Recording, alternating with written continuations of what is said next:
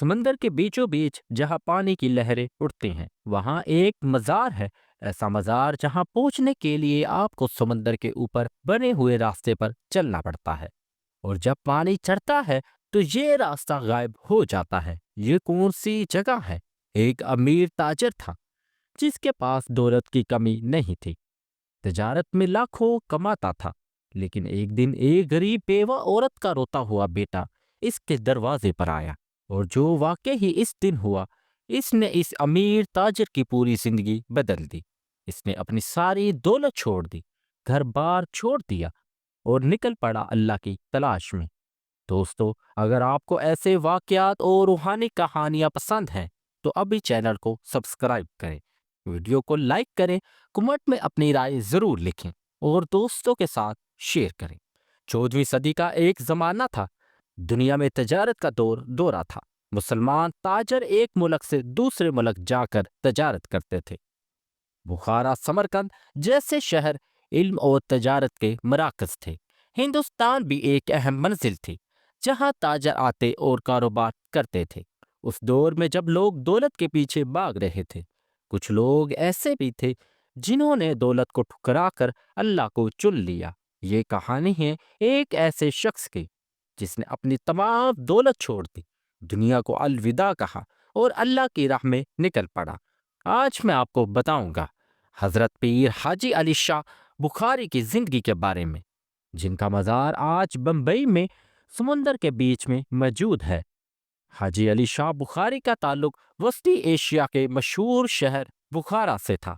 بخارا اس دور میں علم، تجارت اور تہذیب کا گڑھ تھا۔ ان کا خاندان تجارت پیشہ تھا اور معاشی طور پر مضبوط تھا۔ بچپن ہی سے تعلیم حاصل کی اور خاندانی کاروبار میں شامل ہو گئے۔ تجارت میں بہت کامیاب ہوئے اور جلد ہی ایک مالدار تاجر بن گئے۔ ان کے کاروبار کی شہرت دور دور تک پھیلی ہوئی تھی۔ نوجوانی میں تجارت کی غرض سے مختلف ممالک کا سفر کیا۔ بخارا سے ایران، عرب ممالک اور پھر ہندوستان تک ان کے تجارتی روابط قائم تھے۔ موجودہ بمبئی ان کی تجارت کا اہم مرکز بن گیا۔ دولت میں اضافہ ہوتا گیا اور کامیابی کی بلندیوں کو چھوتے رہے۔ لوگ ان کی امارت اور کامیابی کے چرچے کرتے تھے۔ ایک دن ایک غریب عورت کا بیٹا ان کے دروازے پر آیا۔ اس کی ماں بیوہ تھی اور بہت غریب۔ انہوں نے کھانے کے لیے تیل استعمال کیا تھا جو در حقیقت کسی اور کا تھا۔ لڑکے نے یہ بات حاجی علی کو بتائی۔ حاجی علی اس واقعے سے بہت متاثر ہوئے۔ انہیں احساس ہوا کہ ایک غریب عورت کو تیل کی قیمت کی فکر ہے، اور میرے پاس اتنی دولت ہے کہ اس کا شمار مشکل ہے۔ اس رات انہیں نیند نہیں آئی، سوچتے رہے کہ یہ دولت کس کام کی جو دوسروں کی مدد نہ کر سکے۔ دل میں ایک تبدیلی آنا شروع ہو گئی۔ اس واقعے کے بعد حاجی علی نے اپنی زندگی پر غور کیا۔ انہیں محسوس ہوا کہ دولت اکٹھی کرنے میں عمر گزار دی، لیکن اللہ کے لیے کیا کیا؟ انہوں نے فیصلہ کیا کہ اب تجارت چھوڑ کر اللہ کی عبادت کریں گے۔ یہ فیصلہ آسان نہیں تھا، کیونکہ کامیاب کاروبار چھوڑنا ہر کسی کے بس کی بات نہیں ہے۔ آہستہ آہستہ دنیا سے لگاؤ کم ہونے لگا۔ تجارت میں دن نہیں لگتا تھا، بس اللہ کی یاد ستانے لگی۔ ایک دن حاجی علی نے اپنی تمام دولت تقسیم کرنے کا اعلان کیا۔ لوگ حیران رہ گئے، کہنے لگے کہ یہ کیا کر رہے ہو؟ انہوں نے اپنی جائیداد، مال سامان سب غریبوں میں بانٹ دیا، یتیموں کو دے دیا، بیواؤں کو دیا، مسکینوں کو دیا، صرف اتنا رکھا جتنا حج کے لیے درکار تھا۔ یہ فیصلہ سن کر خاندان والے پریشان ہوئے، لیکن حاجی علی نے کسی کی بات نہیں سنی۔ انہوں نے کہا کہ یہ دنیا میں رہ جائے گی، میں اللہ کے پاس کیا لے کر جاؤں گا؟ دولت تقسیم کرنے کے بعد حاجی علی نے حج کی تیاری شروع کی۔ بمبئی سے حج کا سفر شروع کیا۔ لوگوں نے الوداعی ملاقاتیں کی۔ سفر سے پہلے انہوں نے لوگوں کو نصیحت کی کہ دنیا کے پیچھے نہ بھاگو، اللہ کو یاد کرو۔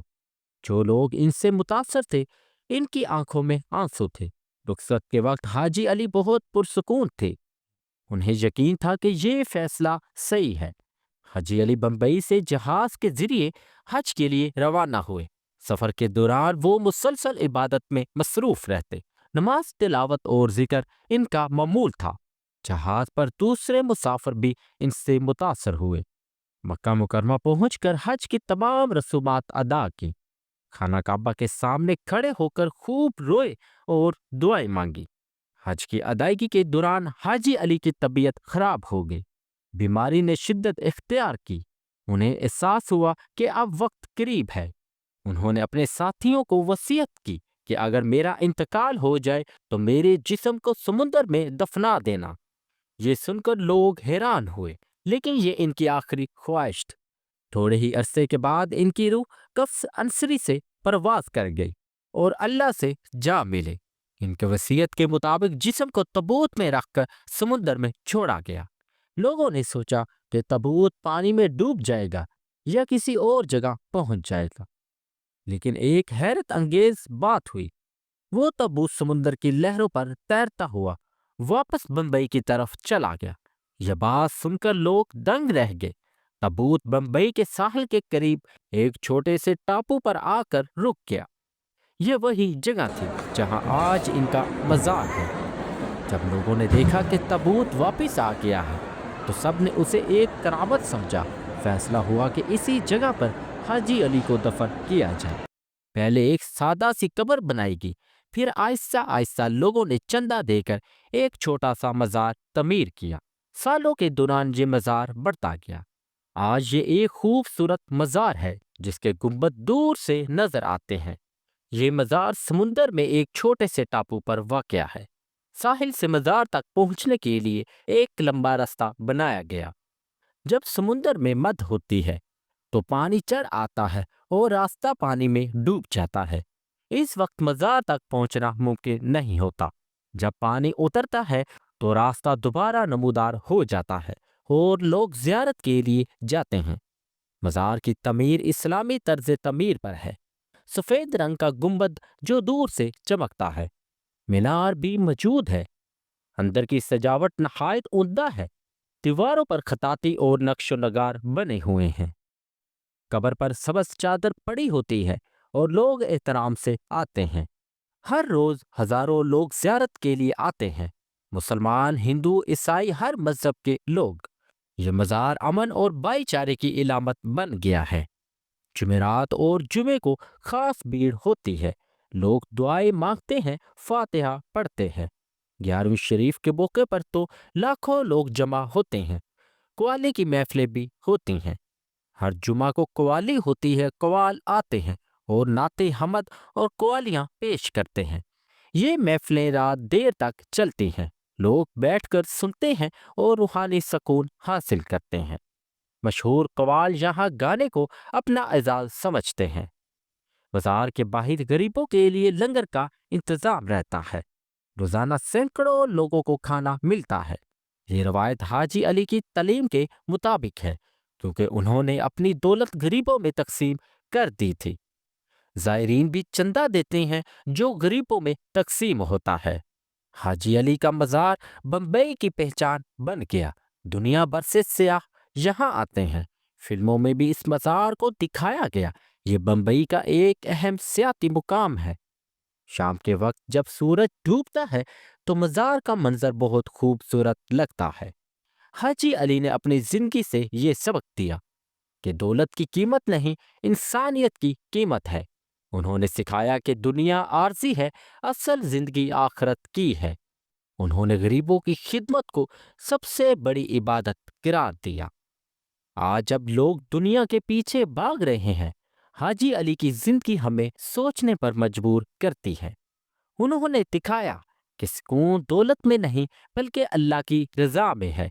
आज की मादियत परस्त दुनिया में इनकी तालीमात बहुत अहम है। ये कहानी यहाँ ख़त्म नहीं होती। हाजी अली का जिस्म तो समंदर के बीच में दफन है, लेकिन इनका पैगाम आज भी जिंदा है। इनकी ज़िंदगी हमें ये सिखाती है कि असल कामयाबी दौलत इकट्ठी करने में नहीं बल्कि अल्लाह को राज़ी करने में है। एक अमीर ताजर ने दौलत छोड़ दी और अल्लाह को चुन लिया। ये है असल फतह। दोस्तों, अगर ये कहानी आपको पसंद आई तो वीडियो को लाइक करें, चैनल को सब्सक्राइब करें और वीडियो को शेयर करें और कमेंट में बताएं कि आपको कहानी का کون سا حصہ سب سے زیادہ پسند آیا؟ اگلی ویڈیو میں آپ کس بزرگ کے بارے میں سننا چاہتے ہیں؟ ضرور بتائیے گا۔ اللہ پاک ہمیں بھی حاجی علی کی تعلیمات پر عمل کرنے کی توفیق دے۔ انشاءاللہ نیکسٹ ویڈیو میں ایک نیکسٹ ٹاپک کے ساتھ ملاقات کرتے ہیں۔ تب تک اپنا اور اپنے پیاروں کا بہت سارا خیال رکھیں۔ اللہ حافظ۔